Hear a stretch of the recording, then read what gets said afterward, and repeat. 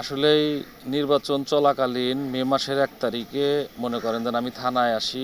চালা ৭ রাস্তা মোড়ে আমাকে আক্রমণ করে। ওখান থেকে আমি বের হয়ে থানায় আশ্রয় নিতে আসি।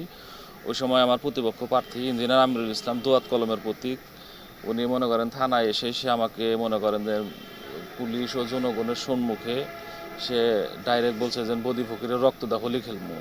তা আসলেই তো সে আমার রক্তদা হোলি খেলতে পারতেছে না, বিদায় সে তার জনগণ দিয়ে মনে করেন যে প্রতিনিয়ত মনে করেন যে আমাদের নেতাকর্মীদেরকে আঘাত করতেছে। আর আজকে যে মারা গেছে আমার চাচা, নির্বাচনের দিন মনে করেন যে ঠিক ডিক্লার হওয়ার পরই মনে করেন যে তার উপরে আক্রমণটা করে।